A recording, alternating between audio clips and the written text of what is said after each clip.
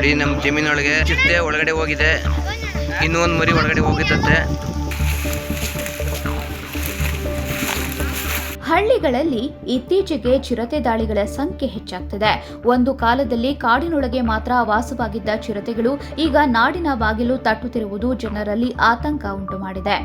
ಕಳೆದ ಕೆಲವು ತಿಂಗಳುಗಳಿಂದ ಮಂಡ್ಯ ಜಿಲ್ಲೆಯ ಸುತ್ತಮುತ್ತ ಹಳ್ಳಿಗಳಲ್ಲಿ ಸಾಕು ನಾಯಿಗಳು ಕಾಣೆಯಾಗುತ್ತಿರುವುದು, ಕುರಿ ಮೇಕೆಗಳನ್ನ ಬಲಿ ಪಡೆಯುತ್ತಿರುವುದು ಪರಿಸರ ಅಸಮತೋಲನದ ಸ್ಪಷ್ಟ ಲಕ್ಷಣವಾಗಿದೆ.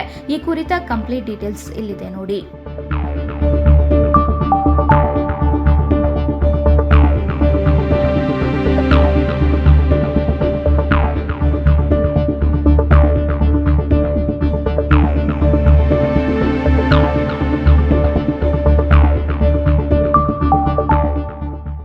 ಹೌದು, ಇತ್ತೀಚಿನ ದಿನಗಳಲ್ಲಿ ಆಹಾರ ಅರಸಿ ಚಿರತೆಗಳು ಕಾಡು ಬಿಟ್ಟು ನಾಡಿಗೆ ಲಗ್ಗೆ ಇಡ್ತಿವೆ.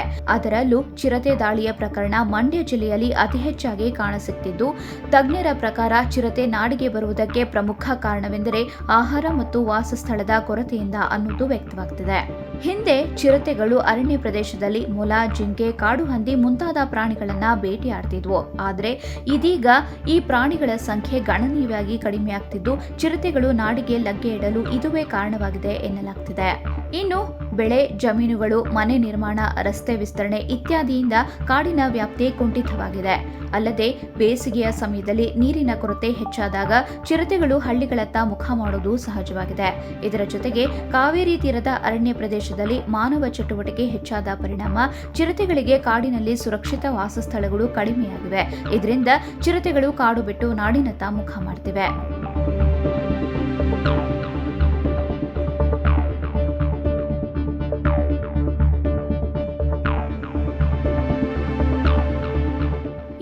ಚಿರತೆಗೆ ನಾಯಿ ಪ್ರಿಯವಾದ ಆಹಾರವಾಗಿದೆ.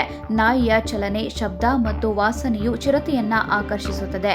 ಅಲ್ಲದೆ ಕಾಡು ಪ್ರಾಣಿ ಭೇಟೆಗಿಂತ ಸಾಕು ನಾಯಿ ಭೇಟೆ ಸುಲಭವಾಗಿದ್ದು, ನಾಯಿಯ ಮಾಂಸಕ್ಕೆ ಚಿರತೆಯು ಹೆಚ್ಚು ಆಕರ್ಷಿತವಾಗುತ್ತದೆ ಎಂದು ಅರಣ್ಯ ತಜ್ಞರು ಅಭಿಪ್ರಾಯಿಸುತ್ತಿದ್ದಾರೆ. ಇನ್ನು ಇತ್ತೀಚಿನ ಸಂದರ್ಭಗಳಲ್ಲಿ ಚಿರತೆಗಳು ಹಳ್ಳಿಯ ಒಳಗೆ ಬಂದು ಮನೆಯ ಮುಂಭಾಗದ ನಾಯಿಗಳನ್ನು ಸಹ ಬೇಟೆಯಾಡ್ತಿವೆ.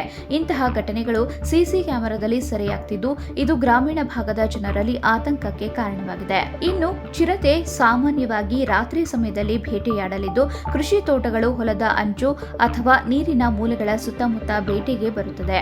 ಬೆಳೆ ಕಟಾವು ಕಾಲದಲ್ಲಿ ಹೊಲಗಳ ಸುತ್ತ ಸಣ್ಣ ಪ್ರಾಣಿಗಳು ಹೆಚ್ಚಾಗುವುದರಿಂದ ಗ್ರಾಮಗಳ ಬಳಿ ಚಿರತೆ ಪ್ರತ್ಯಕ್ಷವಾಗಲಿದೆ. ಇನ್ನು ಕೆಲವೊಮ್ಮೆ ನಾಯಿಯ ಶಬ್ದ ಅಥವಾ ಓಟದಿಂದ ಚಿರತೆ ಪ್ರಚೋದಿತವಾಗಿ ದಾಳಿ ನಡೆಸುತ್ತದೆ. ಇನ್ನು ಹಳ್ಳಿಗಳಲ್ಲಿ ರಾತ್ರಿ ವೇಳೆ ಭಯದ ವಾತಾವರಣ ಸೃಷ್ಟಿಯಾಗ್ತಿದ್ದು, ಜನರು, ಮಕ್ಕಳು ಹೊರಗೆ ಬಾರದ ಸ್ಥಿತಿ ನಿರ್ಮಾಣವಾಗ್ತಿದೆ. ಅರಣ್ಯ ಇಲಾಖೆ ಚಿರತೆಯ ಚಲನೆ ನಿಗಾ ವಹಿಸಲು ಕ್ಯಾಮೆರಾ ಟ್ರ್ಯಾಪ್ಗಳನ್ನು ಅಳವಡಿಸುತ್ತಿದೆ. ಕೆಲವೆಡೆ ಬೋನಿರಿಸಲಾಗ್ತಿದೆಯಾದರೂ ಅಧಿಕಾರಿಗಳ ಪ್ರಕಾರ ಚಿರತೆಯು ತಾತ್ಕಾಲಿಕವಾಗಿ ಆಹಾರ ಹುಡುಕಾಟಕ್ಕಾಗಿ ಮಾತ್ರ ಹಳ್ಳಿಯತ್ತ ಬರುತ್ತದೆ, ನಂತರ ಮತ್ತೆ ಕಾಡಿಗೆ ಹಿಂತಿರುಗುತ್ತದೆ ಎನ್ನುತ್ತಿದ್ದಾರೆ. ಇನ್ನು ಚಿರತೆ ದಾಳಿಯ ಈ ಪ್ರಕರಣಗಳು ಕೇವಲ ಭಯದ ವಿಷಯವಲ್ಲ, ಇದು ಪ್ರಕೃತಿಯ ಎಚ್ಚರಿಕೆ. ಮಾನವನು ತನ್ನ ವಾಸಸ್ಥಳವನ್ನು ವಿಸ್ತರಿಸುತ್ತಿರುವಂತೆ ಪ್ರಾಣಿಗಳು ಜೀವಿಸುವ ಹಕ್ಕು ಕಡಿಮೆಯಾಗ್ತಿದೆ.